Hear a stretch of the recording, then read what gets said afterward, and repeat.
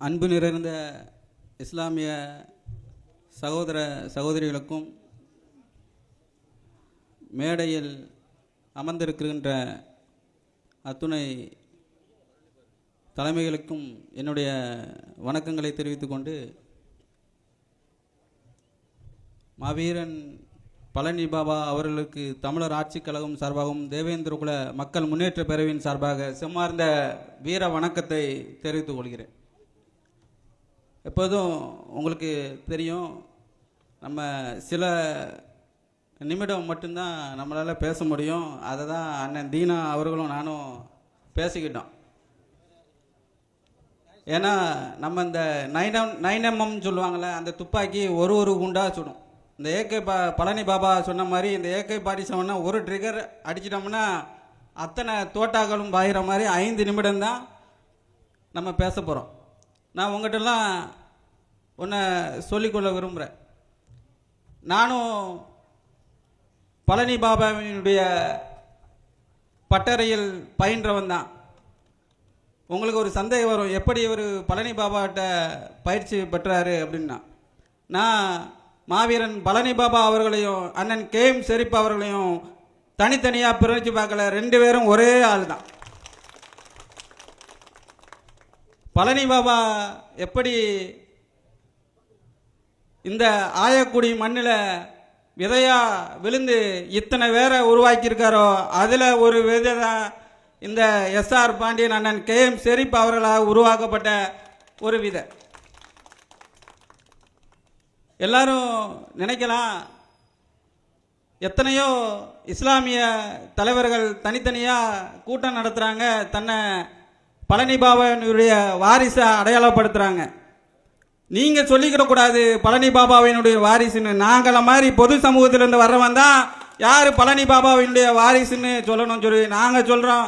அண்ணன் KM ஷெரீப் அவர்கள் தான் பழனி பாபா அவர்களுடைய உண்மையான வாரிசு.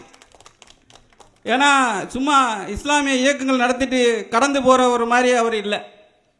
தூத்துக்குடியில் ஒருத்தரை கண்டுபிடிச்சி இன்னைக்கு இஸ்லாமியர் ஃபுல்லாக என்னை கெட்டி பிடிச்சி முத்தம் கொடுக்குறானா, அதுக்கு காரணம் யார்? அண்ணன் KM ஷெரீப் அவர்கள் தான். அண்ணன் பழனி பாபா அவர்கள் நினைவிடத்திலிருந்து ஒரு வார்த்தை சொன்னார், நீங்கள் எல்லாரும் தலைவராகி போயிட்டீங்க, நான் உங்களுக்கெல்லாம் தலைவர்னு சொன்னார். இந்த வார்த்தை யார் வாயிலிருந்து வருமா? இத்தனை பேரை நான் தலைவராக உருவாக்கி இருக்கிறேன்னு சொல்லி எந்த தலைவனும் சொன்னதில்லை. எல்லாரையும் தொண்டனா வச்சிருக்கணும்னு சொல்லி தான் இங்கே நிறைய அமைப்புகள் உருவாக்கப்பட்டிருக்கு, நிறைய கட்சிகள் உருவாக்கப்பட்டிருக்கு. தலைவரை உருவாக்கின ஒரே தலைவர் அண்ணன் KM ஷெரீப் அவர்கள் மட்டும்தான். அதனால தான் சென்னையில் என்னுடைய கட்சி துவக்க விழாவில், அண்ணன் நீங்கள் தான் இதில் நின்று இந்த கொடியை அறிமுகப்படுத்தி வைக்கணும், நீங்கள் தான் என் கட்சியை தொடங்கி வைக்கணும், அந்த உரிமையை நான் யாருக்கும் விட்டு கொடுக்கக்கூடாதுன்னு சொல்லி அண்ணன் KM ஷெரீப் அவர்களை வச்சு என்னுடைய கட்சியை நம்ம துவக்கணும். இன்றைய காலகட்டத்தில் உங்களுக்கு தெரியும், சீமான் போன்ற சங்கிகளெல்லாம் இன்னைக்கு பழனி பாபாவை உரிமை கொண்டாடி பார்ப்பனர் பின்னாடி போய் ஜிங் ஜிங்னு இந்த சால்ரை அடித்தாலும் பரவாயில்ல, பெரிய ஜிங்கி வச்சு ஜிங் ஜிங்னு அடிக்கிறான். அப்போ அந்த மாதிரி ஆளுகளெல்லாம் நம்ம புறந்தள்ளணும்னா நம்ம சரியான ஒரு தலைமைகள் பின்னாடியும் சரியான நபர்களின் வழிநடத்தலையும் நம்ம போகணும். இங்கே உங்களுக்கெல்லாம் இத்தனை பேர் கூடியிருக்கிற இந்த இடத்துல ஒன்று நான் பதிவு பண்ணுறேன். அண்ணன் KM ஷெரீப் அவர்களை இந்த சட்டமன்ற தேர்தலில் சட்டமன்ற உறுப்பினரை ஆக்கி அந்த சட்டமன்றத்துக்குள்ளே நுழைக்கிற கடமை நம்ம எல்லோருக்குமே இருக்கு. ஏன்னா இங்கே ஒரு பழனி பாபாவை இழந்துட்டோம், இன்னொரு பழனி பாபாவை நம்ம இழக்கக்கூடாது, அதை நீங்கள் விட்டுறக்கூடாது. ஏன்னா எல்லாருக்கும் அந்த மனசு வராது. நான் அதை சொல்கிறேன், என்னோட உள் மனசுலேருந்து நம்ம சொல்கிறோம். இங்கே யாரெல்லாம் தலைவராக ஏற்றுக்கணும்னு சொல்லி ஒரு இது இருக்குது. நான்லாம் முகஸ்துதிக்காண்டி இத்தனை பேர் கூடியிருக்கிற இடத்துக்காண்டி நான் சொல்லலை. நான் எல்லா மேடையிலையும் அண்ணன் KM ஷெரீப் அவர்களை நான் சொல்லிக்கிட்டே வரேன். இஸ்லாமிய சமூகத்தின் உண்மையான தலைவர் அண்ணன் KM ஷெரீப் அவர்கள் மட்டும்தான், வேறு யாரும் கிடையாது. இஸ்லாமியருக்கு மட்டுமல்ல, ஒடுக்கப்பட்ட அனைத்து சமூகத்துக்கான தலைவராக தான் அண்ணன் KM ஷெரீப் இருந்திருக்கிறாங்க.